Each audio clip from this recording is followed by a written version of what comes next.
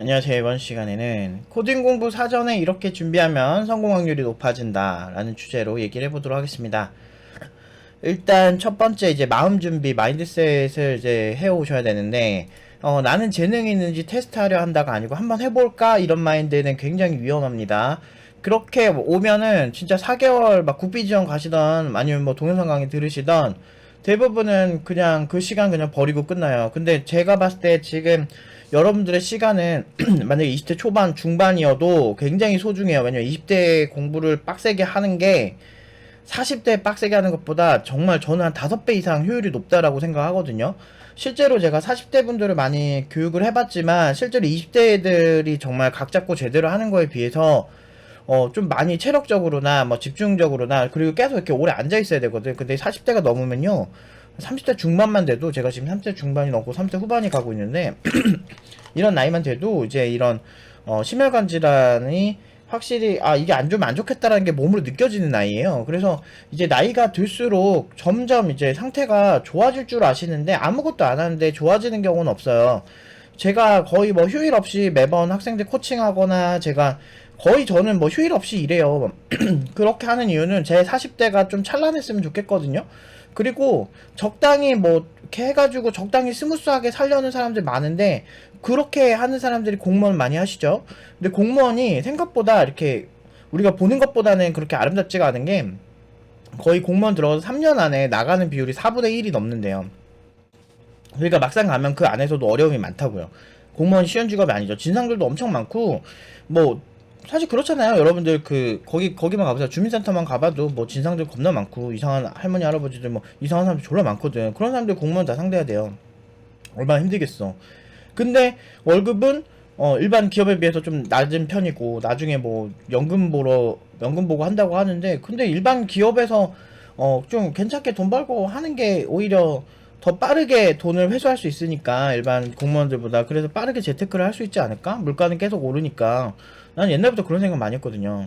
그래서 저는 공무원을 이렇게 막 추종하는 거를 그렇게 그러니까 물론 이제 취향일 수 있는데 그렇게 이해는 되진 않아요. 뭐 제 제일 친한 친구도 지금 학교 선생님이거든요. 그 친구도 뭐 나름 이제 서울대 나와가지고 저녁 있는 삶을 찾겠다고 서울대 석사까지 다 땄거든요. 근데 걔는 자기가 저녁 있는 삶을 되게 그렇게 원한다고 해서 충분히 자기가 연구자로도 더 발전할 수 있는데도 그 선생님 하더라고요. 그러면 돈 더 잘 벌었을 텐데. 근데 아무튼 그런 친구들이 있어요. 좀 안정적인 거. 그래서 교수하는 친구들 같은 경우도, 그 친구들도 이제 박사학위까지 따고, 그렇게 그냥, 나는 교수는 그래도 평생 내가 이렇게 크게 문제가 없으면 막 잘리고 이런 게 없으니까, 그래서 나는 교수를 지향한다고 그렇게 하더라고요. 그래서 이해는 됐어요. 만약에 제가 그걸 지향해서 뭐 열심히 뭐 실험실 가가지고 진짜 운이 좋아서 뭐 교수가 된다라고 했다면, 정말, 그 선택 진짜 좋은 선택인 것 같기도 해요. 근데 제 취향은 아니에요. 저는 제가 한 만큼 버는 게 좋거든요. 근데 어쨌든, 재능 있는 테스트 하려 한다는 것 자체가, 어, 좀 약간 웃긴 거예요. 그러니까 기초에서는 절대 재능이 발현되지 않아요. 제가 봤을 때 제가 보는 재능 그리고 현업에서 진짜 일을 잘하고 고연봉으로 가는 재능을 보는 거잖아요. 그냥 단순히 너 코딩에 재능 있다 해가지고 뭐 스포츠처럼 키워가지고 우리가 뭐 어디 막 갈 것도 아니고 결국엔 현업에서 중상위권 이상의 연봉을 받으면서 내가 좀 존중받을 수 있는 전문가로서 존중받을 수 있는 실력인지 테스트를 한다는 건 굉장히 복합적이기 때문에 그거를 기초하는 사람들이 테스트한다? 그냥 코딩 그냥 알려주는 거 따라치기도 바쁠걸?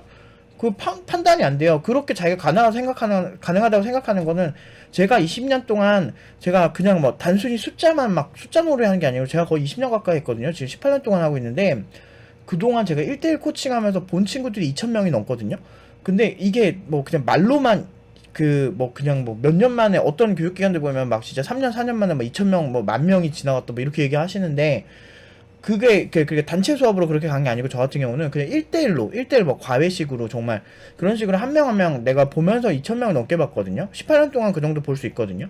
근데 제가 그렇게 보면서 느끼는 게 그렇게 생각하는 건 진짜 오만이에요. 처음에 저희가 맨 처음에 이제 사람들 딱 볼 때 이렇게 오만 같은 그런 생각 가진 사람들이 보여요. 저희 눈에는. 그래서 저분 금방 나가시겠다 이렇게 딱 벌써 보입니다.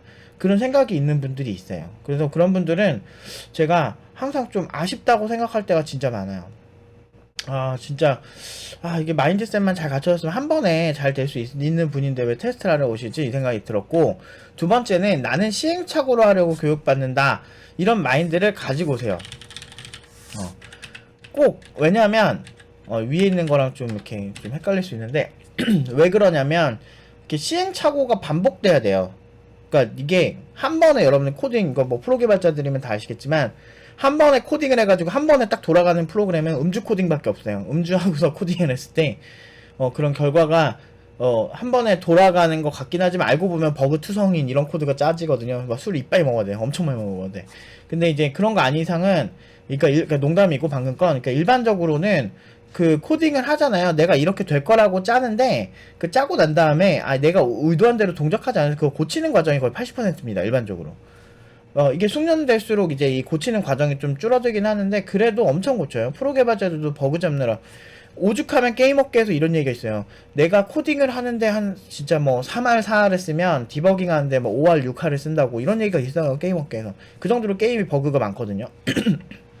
일반 프로그램도 버그가 많고.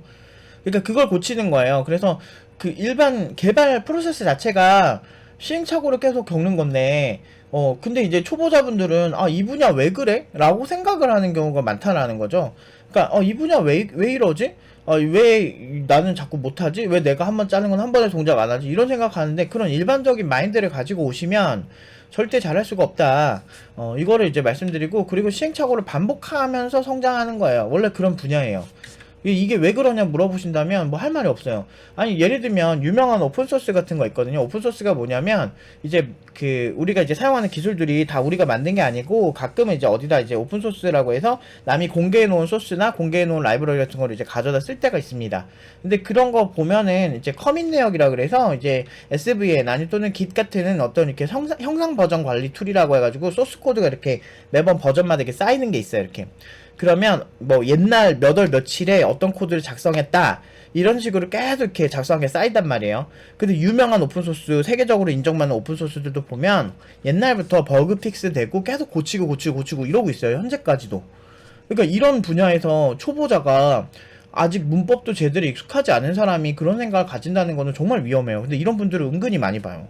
그리고 계속 점검받으면서 성장할 거라는 마인드를 딱 가져오시면 돼요. 팀노바 기준으로 얘기하면 팀노바에서 잘하는 분들 또는 못했는데 잘해지신 분들의 특징이 일반적으로 그냥 나 모르겠다 그냥 검사 많이 맡아야지 그러면서 피드백을 계속 받아요. 그러니까 일반적으로 저분은 그대로 있으면 고이고 정말 답이 없겠다 싶은 분도 이렇게 계속 점검받으면서 객관적인 시선으로 계속 진단을 받는 거예요. 왜냐면 전문가들이 일주일 내내 있거든 우리는. 그래서 언제든지 또는 만약에 전문가들이 답변 안 해. 뭐 예를 들어서 뭐 과제 검사를 하는데 안 돼. 그러면은 이렇게 올리잖아요. 뭐가 펑크가 나면 제가 어차피 저는 뭐 오타쿠고 집에 있으니까 웬만하면은 집에서 뭐 제 코딩하고 있거든요. 그래서 제 거 하다가 그거는 메시지 따고 막 제가 할게요. 그래서 바로 그냥 튀어가서 제가 실제로 점검 많이 해줘요. 그러니까 그 수단과 방법을 잘 안 가려요. 저는 뭘 하든지. 그러다 보니까 이렇게 점검하다 보면은 이게 보여요. 이 사람 성장하고 있구나. 왜냐면 그 이력들을 보거든요. 혹시나 다른 전문가분들이 이거에 대해서 이 친구에 대해서 코칭을 잘 못하는 경우도 있을 수 있고, 그렇기 때문에 제가 항상 최종적으로 모니터링을 해요. 모든 이력들을. 그렇게 보면서 이 친구는 이렇게 유도를 해야 되겠다 해가지고 한 번씩 얘기해 준다든지 수업 때 뭐 그런 방식으로 좀 많이 하는데, 이게 익숙하지 않은 분들이 있어요. 나는 남한테 평가받는 게 너무 내향적이라서 힘들어요 이런 분들이 있는데, 그런 분들은 좀 마인드셋을 갖고 와야 돼요. 그렇게 막 되게 못되게 설명하지도 않거든요. 예를 들면 뭐 누구누구님은 이렇게 해가지고 요런 거 하시면 더 좋을 것 같고 요런 부분은 좀 아쉽습니다. 그래서 이번에 이걸 이렇게 보완해서 해오셨으면 좋겠어요. 이렇게 피드백을 많이 주거든요. 그렇게 되게 부담스러운 방식은 아닌데, 우리나라 사람들 특징이 점수로 바로 이렇게 판가름 나는 이런 시스템에서 살다 보니까 이게 좀 이렇게 진짜 실무적인 공부를 하기가 힘들어요. 그래서 제가 항상 유튜브 영상을 만들든 뭘 만들든 주입식으로 제발 뭔가 하려고 하지 마시라 그러는 게, 그렇잖아요. 정말 저는 이제 고졸이어도 정말 우리나라에서 에어컨 되게 많이 팔아가지고 돈 한 달에 1억씩 버는 사람이 훨씬 똑똑하다고 생각하거든요. 그냥 공부는 계속 1등만 했는데 정작 이렇게 삶이 되게 피폐하신 분도 많아요. 생각보다 저 중소기업이 있으면서 서울대 출신들 특히나 이제 IT 기업에서 좀 많이 봤거든요. 근데 뭐 미술사학 하신 분도 보면 아 생각보다 뭐 직업이 많지가 않다면서 서울대 나오신 줄도 몰랐어. 되게 평소에 친했는데 나중에 친해지니까 미술 작품 얘기를 좀 같이 하다가 그분이 좀 잘 아시더라고. 그래서 이렇게 전공하셨냐고 혹시 물어보니까 저 사실 뭐 서울대 미술사학 전공했다고 뭐 이렇게 하시는데 그렇게 고연봉 받으시는 상황은 아니었어요. 그러니까 그런 분들도 많아요, 의외로. 우리가 이제 서울대에 대해서 스카이캐슬 이런 드라마 보면 막 서울대 안 가면 막 죽을 것 같고 막 그거 아니면은 사람 다 쓰레기 되는 것 같고 막 이렇게 자꾸 표현을 해서 나는 그런 게 좀 이상해요. 그게 작가들 머리에서 나온 거지. 실제 현실에서 보면 사실은 서울대는 아주 좋은, 잘하면 너무 좋은, 잘하면은 저 친구 똑똑한데 개발까지 잘하네 이런 평판이지. 실제로 현업에서 저는 뭐 그런 친구들 많이 일해봤거든요. 근데 만약에 서울대인데 코딩 못하면 오히려 더 무시당해요. 그래서 서울대 나온 친구들은 더 열심히 해야 돼요, 일반적으로 보면. 그래서 진짜 잘하면 쭉 올라가는 거지. 왜냐면 머리도 똑똑하고 고등학교 때 성실하기도 했고 그런 친구가 코딩까지 잘해봐. 얼마나 그 사람들한테 존중을 받겠어. 그런 시너지가 있는 거지, 학력은. 그래서 학력이 좋으면 좋지만 일단은 실력을 챙긴다는 생각을 하시면서 계속 점검받으면서 성장하는 거를 기본적으로 가져야 돼요. 점검을 안 받으려고 하는 것 자체가 되게 오만한 거야. 주입식 교육으로 갈 수 있는 한계가 분명합니다. 그리고 이제 이번은 나중에 또 하지 뭐 라는 마인드 좀 없애주세요. 이런 마인드 갖고 오시는 분들 은근히 많은데 그렇게 코딩 낭인이 이제 만들어지는 거예요. 코딩 낭인이 뭐냐면 제가 만든 말인데 코딩을 계속 하고 싶은데 약간 어설프게 한 거야. 예를 들면 고시낭인에서 제가 이거를 차용을 했는데 고시를 10년 내내 보는 거야. 근데 이제 보면은 그런 분들은 아예 고시촌 생활에 특화가 돼가지고 뭐 나중에는 고시촌에서 직업을 얻는 경우도 많아요. 그래서 막 고시촌에서 뭐 닭꼬치 판다든지 막 이렇게 해가지고 오히려 그걸로 재능 찾아가지고 고시촌에서 닭꼬치로 부자 되고 뭐 이런 분도 많고 재밌는 사람 많아. 고시촌 가면 재밌어요. 근데 좀 약간 우울하죠, 분위기가. 약간 우울하긴 한데 그래도 나름 거기서 체험 삶의 현장 같은 게 있어요. 아무튼 그래가지고 이제 코딩 낭인도 이제 계속 코딩하고 싶어서 재도전하고 이런 사람들 얘기하는 거예요. 그러니까 계속 그래요. 보면은 그런 분들 저한테 상담 진짜 많이 오고 팀노바에 오는 분들 중에 예를 들면 팀노바 오프라인에 처음에 들었대요. 근데 한 5주쯤에 너무 막 힘들다고 생각을 한 거야. 이제 그분 같은 경우는 평소에 이제 사람들 상대하고 이런 직업을 많이 하시다 보니까 이렇게 앉아가지고 기술을 다루는 게 익숙하지가 않은 거죠. 그래서 순간적으로 스트레스가 몰려온 거죠.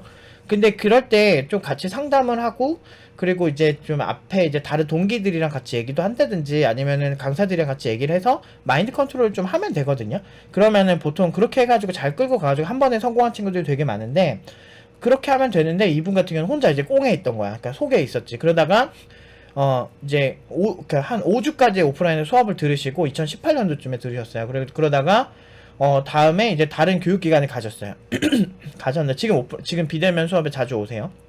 근데 들으시는데 그러다가 거기서 한 4개월 6개월 다 듣긴 들으셨어요. 거기서는. 근데 이제 거기서 이제 뭔가 불만이 많으셨겠죠. 뭐 많은 불만 얘기했지만 그런 얘기 하지 않겠습니다. 근데 그래서 거기 갔다가 이제 다시 팀노바에 온 케이스. 그래서 지금은 그 자기 페이스대로 잘 가고 계세요.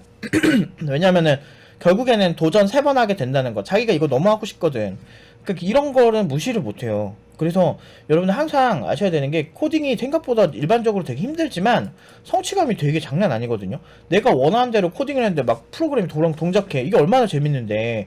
그 처음 하는 사람도 힘들게 해서 내가 뭐가 딱 된다라는 그 감정을 가지면 그때부터 다시 도전하는 경우가 진짜 많아요.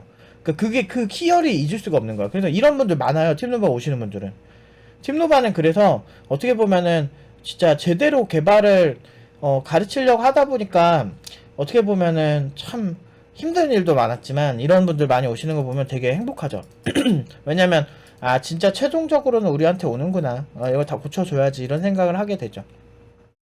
성형수술도 그냥 성형이 있지만 재수술 하시는 분들 되게 많잖아요. 그런 거 전문인 것 같은 느낌? 오히려 그 잘못된 성형 부작용 잡아주는 그런 느낌? 그런 느낌으로 강의를 좀 많이 하죠. 진입장벽이 명확해서 다시 해도 힘든 경우가 많아서 한 번에 이제 쭉 가는 경우가 가장 이제 베스트다. 라고 이제 얘기를 할 수가 있어요. 진입장벽이 되게 명확해요. 코딩이라는 게 이게 사람마다 생각하는 게 졸라 다르거든요. 왜냐면 예를 들어 이만큼 이렇게 있으면 이 위에 있는 개발자들의 생각은 또 다르고 그 자기 분야에 따라서 생각이 또 달라요. 이렇게 진입장벽 위에 올라와도. 그래서 보면은 많은 분들이 그런 얘기를 했잖아요. 아, 팀노바의 방식이 뭐가 문제가 있는 것 같고 무슨 뻥튀기를 했다느니 뭐 이렇게 얘기하는데 어떻게 이력서를 뻥튀기 했는데 현업 개발자들이 못 잡아내요. 그리고 5천만 원 이상을 어떻게 가? 이력서 뻥튀기 했으면. 그러니까 중소기업에서 5천만 원 이상이면 보통 7년 차예요. 7년 차. 한 5년에서 7년? 중소기업에서 일반적으로. 그러니까 이런 연봉인데 이런 연봉을 신입이 받는다고. 그리고 지금 요즘은 이제 5,500으로 가는 친구도 생기기 시작하면서 5,700까지 가죠. 이게 그냥 가는 게 아니거든요. 다 비전공자고 대부분 전공자 많지도 않아요. 보면. 그리고 고졸들도 많고 전문대생, 지방생들도 되게 많은데 팀노바에는 왜 이렇게 가냐면 이 해석하는 게 다른 거야. 아, 근데 만약에 해석하는 게 제가 생각하는 이상적인 개발자랑 현업에서 말하는 이상적인 개발자가 다르다면 어떻게 저렇게 취직을 할 수 있겠습니까? 이게 취향이라는 게 있어요. 그 회사마다. 그래서 그 회사의 취향에서 아, 진짜 좀 스타트업에 좀 특화된 그런 친구들을 좋아하는 취향을 가진 대표님들도 되게 많아요.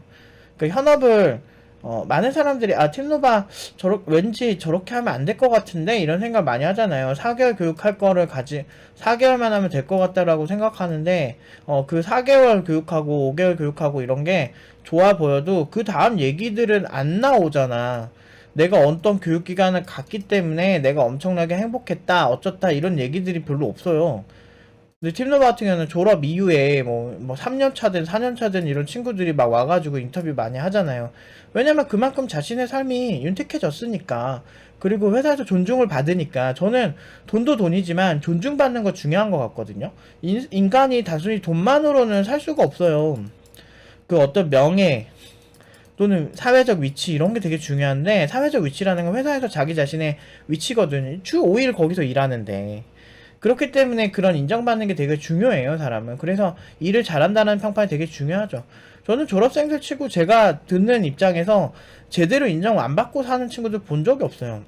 대부분 일 진짜 잘한다 그러고 빠르게 CTO로 성장하는 친구들밖에 없고 그러니까 이렇게 장기적으로 좀 봐야 돼요. 뭘 하든지 공부할 때도 이렇게 마인드셋을 갖추고 하는 친구들이랑 그냥 일단 저게 잘한다니까 팀노바 결과 좋으니까 결과에만 혹해가지고 그냥 오는 친구랑은 확실히 달라요. 제가 이번에 교육하면서 그 스탠포드 연구원이신 분도 이제 여기서 지금 다니고 계시거든요. 미국에서 그 다니시는데 그분이 이제 그 남편분이 먼저 여기 오셨어요. 남편분도 되게 똑똑한 두 분 다 명문대 출신이세요. 미국에서 손꼽는. 근데 되게 그렇게 대단한 아까 남편분은 되게 스마트한 느낌? 그리고 이제 근데 그 아내분도 그러니까 제가 봤을 때 아내분이 똑똑한 것도 있는데 그것보다 되게 이렇게 그 실패 과정을 되게 명확하게 아시더라고요. 이번에 그러니까 매주 비대면 수업인데 매주 거의 완벽하게 잘 쫓아오고 계시거든요. 근데 그거 보면서 제가 느낀 게 제가 그때 얘기했던 게 뭐냐면 혹시 그 평소에 뭐 할 때 이렇게 뭐 실패하면서 해야 된다라는 그런 생각을 많이 하시냐 이렇게 얘기해보면 당연하게 그렇게 받아들이시는 것 같아요. 왜냐면 그 분이 이렇게 행동했던 이력들을 제가 다 볼 수가 있거든요. 질문은 어떤 걸 하셨는지 아니면은 그 평가를 어떻게 받고 있고 어떤 단점을 지적받고 있고 이제 그런 부분을 어떻게 개선을 해왔는지 제가 다 관찰하고 수업 때 이제 종합적으로 보고 얘기를 해줄 때가 있어요. 그래서 이렇게 보면 프로세스가 너무 괜찮아요. 그러니까 과정이 되게 괜찮은 거예요. 그러니까 그게 왜 괜찮냐 이렇게 봤더니 그러니까 자기가 모르거나 그런 부분이 있으면 그냥 되게 어떻게 보면은 초보자분들이 되게 우아하게 공부할 수가 없어요. 우아하고 멋있게. 근데 그분은 뭔가 이렇게 한국에서 이제 미국에까지 가서 거기서 명문대까지 나오고 거기서 기라성 같은 그 연구실 중에 하나가 또 스탠포드 연구실이잖아요. 근데 그런 데서도 이제 그것도 그분 되게 재밌어요. 아무튼 나중에 진짜 인터뷰 제대로 한번 해볼게요. 나중에 되게 재밌어요. 기초 이제 수료하시면 제가 되게 배울 점이 많은 분이에요. 그래서 제가 그분 남편분도 그렇고 이렇게 되게 전반적으로 그래요. 그 남편분 덕분에 팀노바에 남편분 친구분이랑 남편분 동생분이랑 그 와이프분까지 네 분이 다니시거든요. 미국에 계신 분이. 그러니까 미국 부트캠프랑 되게 명확하게 비교를 하시고 다니시는데 요새 외국인분도 많이 오시고 그런데 근데 진짜 배울 게 많아요. 학생분들한테. 근데 뭔가 잘해본 적 있는 사람들의 특징은 그냥 진짜 잘 부딪혀요.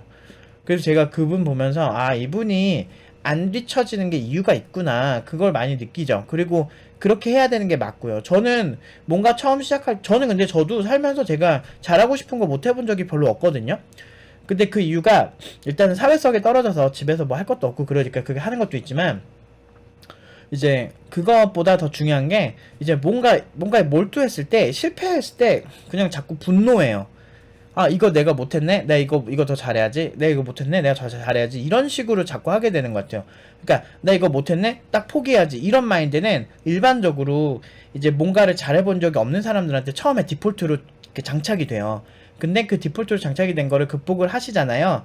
그래서 인생에서 괜찮은 승리의 순간들을 좀 만들잖아요. 예를 들면 그분 같은 경우는 스탠포드 연구원이 됐을 때가 첫 번째 승리였겠고, 뭐 일단은 미국 명문대 제가 알기로는 UC 버클리라고 하시는 것 같은데 그 버클리를 UC 버클리라고 하면 되게 미국 명문대 중 하나잖아요. 그래서 그런 대학교를 들어갔을 때 자기가 노력해가지고 그런 때 그리고 딱 보면 확실히 욕심 있게 하세요. 그래서 그런 거 보면서 아, 이분은 평소에 승리의 경험이 많구나. 그래서 자기가 중간 과정에 실패하는 경험 얼마나 좌절이 많으셨겠어요. 근데 그런 과정들이 있다는 게 너무 당연한 거구나 라고 생각을 할 수밖에 없는 거죠. 저도 코딩하면서 버그 엄청 많아요. 근데 하나하나 다 고쳐서 결국에는 내가 원하는 대로 동작하면 되는 거잖아요. 그런 마인드로 해요. 근데 이제 뭐 노프 팀장이 짜면은 한 번에 막 쭉쭉쭉쭉 짜지겠지 그런 생각 하시는데 절대 안 그래요. 저는 시행착오를 아예 가정하고 시작해요. 그 정도예요. 시행착오를 가정하고 개발하는 게 가장 현실적이고 가장 일정이 정확해요. 근데 그런 가정이 없이 그냥 막연히 잘 짜질 것 같다 이런 마인드를 하면 오히려 대처가 안 돼서 나중에 잘 안 되는 경우가 훨씬 많아요. 그렇기 때문에 제가 여러분들한테 추천하고 싶은 방법은 항상 뭘 하시더라도 좀 실패할 생각을 하시고 하시면 정말 어느 부트캠프를 가시던 아니면 어느 국비 지원을 가시던 여러분들이 그래도 더 좋은 결과가 나올 것 같아요. 동영상 강의를 들으시던 시행착오 무조건 필수다 이 생각하고 한 80%는 시행착오 하면서 는다 이렇게 생각하시고 코딩을 하셨으면 좋겠습니다. 오늘 여기까지 하도록 하겠습니다.